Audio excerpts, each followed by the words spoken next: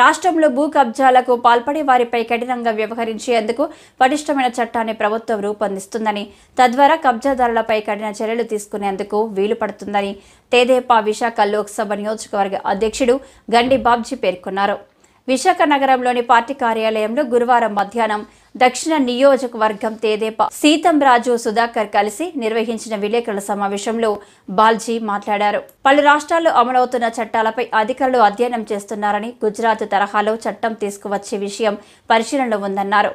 విశాఖలో వైకాపా నేతలు భారీగా భూదోపిడీకి పాల్పడ్డారని, Dasapalla, Hayagriva, CBCS, NCC, radiant భూములను దోచుకున్నారన్నారు. విఎంఆర్డీఏ బృహత్తర ప్రణాళికలు అనేక తప్పిదాలు చేశారన్నారు. దీనికి సంబంధించిన పత్రాలను ఆయన మీడియాకు చూపించారు. కాకుండా రాష్ట్రం మొత్తమే సుమారు ఎక్కడ పడితే అక్కడ చిత్తూరులో 782 ఎకరాలు, ఒంగోలులో నకిలీ పత్రాలతో సుమారు 100 కోట్ల ఆస్తి కాజేయడానికి ప్రయత్నం చేశారు. దీని ద్వారా సుమారు ఆవలో కూడా భూములు 13,000 ఎకరాలు చిల్లర 13,800 ఎకరాల చిల్లర భూముల్ని ఈ వైసీపీ నేతలకి కొట్టేశారు. వాళ్ళ పేర్ల మీద వివిధ పేర్ల మీద రాసుకొని ఇట్లాగా ఎన్ని వేల ఎకరాలు ఈవేళ రాష్ట్రంలో ఇందాక తిప్పాను. సుమారు 1,75,000 ఎకరాలు ఈవేళ దోపిడీ జరిగింది రాష్ట్రంలో. ఇవన్నీ కూడా ఎంక్వైరీ చేస్తా ఉన్నాము. అట్లాగే మన వైజాగ్ సంబంధించి రుషికోటలో ఇవాళ మీకు తెలుసు సుమారు 500 కోట్లతో ఒక బ్రహ్మాండమైన టూరిజం కాటేజెస్ ప్రజలకు అందుబాటులో ఉండే వ్యవస్థని కూల్చివేసి ఇవాళ దేనికి పనికి రాకుండా అతని యొక్క ప్యాలెస్ కోసం అని చెప్పి ప్రజాధనం 500 కోట్లు వృధా చేసి దాన్ని ఏం చేయాలో కూడా ఇవాళ ఈ వన ప్రభుత్వానికి అర్థం కాని పరిస్థితుంది. ఏదైనా దాన్ని కూడా ఒక మంచి స్టార్ హోటల్గా తయారు చేయాలంటే మొత్తం అవన్నీ కూడా హాల్స్ కింద ఇంత బెడ్రూమ్ ఒక హాలు చూసాను. ఆ ఫోటోలు చూసాం కదా మనం. ఎవరో బయట పెడితే ఇంత బెడ్రూమ్లు కడితే ఎవరండి ఇప్పుడు దాన్ని దేన్ని విధంగా వాడతారో కూడా అర్థం కాని పరిస్థితి ఉంది.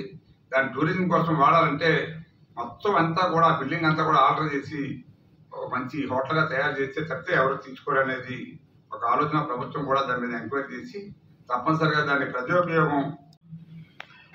ఇప్పుడు ఈ దోపిడీ ఏ రకంగా వీళ్ళు చేశారంటే పూర్ గురించని మన హౌసింగ్ అలాట్ చేస్తుంది గవర్నమెంట్, ల్యాండ్లెస్ పూర్.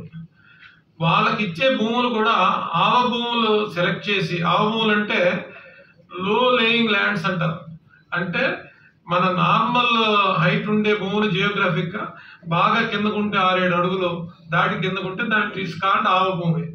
ఆ లో లేయింగ్ ల్యాండ్స్ని పర్చేస్ చేసి కోరుకొండ, రాజమండ్రి ఏరియాలన్నీ నిజంగా 585 ఎకరాలు అసలు మార్కెట్లో కని విని ఎరుగని రేట్లలో ఈ మార్గాన్ భరత్ ఈ అక్కడ పొలిటీషియన్లు అందరూ ఏకమయ్యి దాన్ని కోర్టు కూడా ఇది కరెక్ట్ కాదు, how it is correct for housing లో లేయింగ్ భూములు పనికిరావు కదా, మీకు తెలియదా అని కోర్టులు వ్యాఖ్యానాలు చేస్తే కూడా వీళ్ళు తిరిగి జీపీల ద్వారా పీపీల ద్వారా దీన్ని ఫైట్ చేశారే తప్ప ఆ కొట్టేసిన డబ్బులు కానీ వెనక్కి ఇచ్చి ఆ ఐడియాను కూడా విరమించుకోలేని పరిస్థితి ఉంది.